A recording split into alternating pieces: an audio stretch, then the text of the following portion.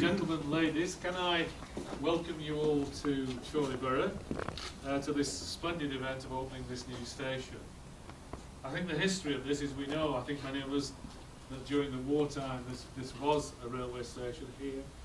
There was thousands, literally thousands of people employed here, and munitions were being shipped out on a regular basis, and clearly the best way of doing that was by train. That went into decline. But since that time, the site's been refurbished, as you can see over here. Lots of new businesses and jobs created, and lots of new houses. And it was felt right some time ago that we needed to replace this station.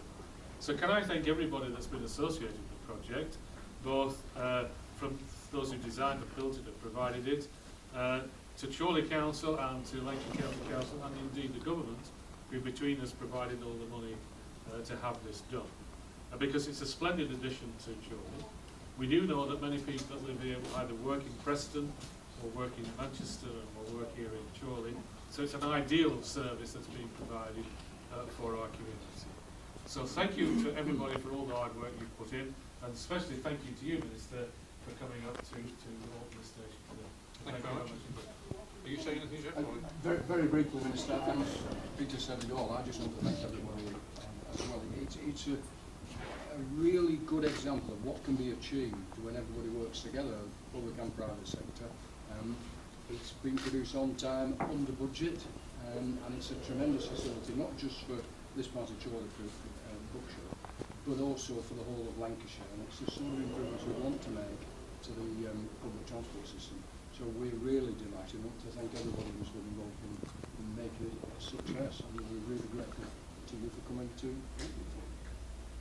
Well, can I say thank you very much for asking me up, and I'm very pleased to be here. And opening railway stations is the sort of thing which I think is what a transport minister should do, and it's great to have the opportunity to do that.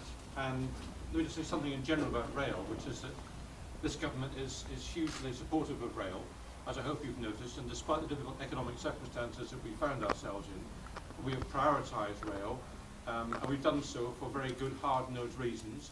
First of all, it's a way of helping to create jobs, and secondly, it's a way of cutting carbon, and those are the two objectives that the Department of Transport has at its centre.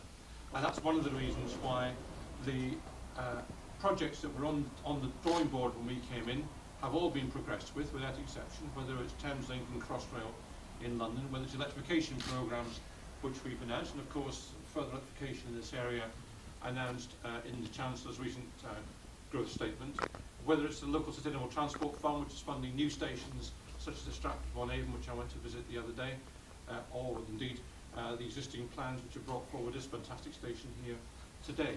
So, and of course you'll have heard in the Chancellor's growth review the commitment to the Northern Hub, 1.4 billion last week on rail, I have to say 1 billion on roads, so yet again we've managed to get more money for rail than roads, and part of the deal, however, is that we get better value out of rail. Rail's got a great future, but it's very important as part of that we get costs down, particularly I know now Rail recognise that and support that objective, and David Higgins, as the new Chief Executive, is well focused on that.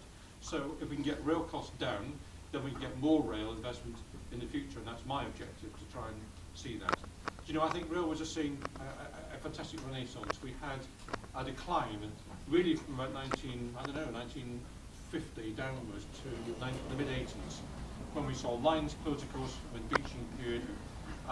We saw, I think, the nadir in terms of passenger numbers in about 1983. And I think, for me, the turning point was Carlisle Settle, when people made the case that you don't have to shut something, you can actually use what's there and market it properly and do something constructive. And that was successful. And I think that was the turning point for rail.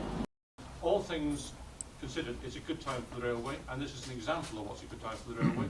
I think this is a very well designed station. Congratulations to those who've been involved in the construction and design of the station. I think it's great, it's integrated with the bus service out here. I've suggested to Northern and others that we ought to promote Plus Bus to try and make sure that people get a joint integrated ticket between bus and train to encourage that common or use of public transport. It's very well situated for development here and for the new supermarket I see.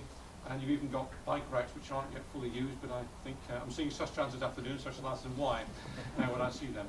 But anyway, I think it's a great station here. One of the encouraging factors to me in the time it's been open is that the numbers are pretty healthy, and there's been particularly no diminution of numbers at nearby stations, which suggests there's new traffic for the railway. So I think we can all congratulate ourselves on a good success story, including, of course, Lancashire County Council for the work they've done, and the others up here who've been heavily involved in day-to-day work. We just supply some of the money, the work's been done elsewhere.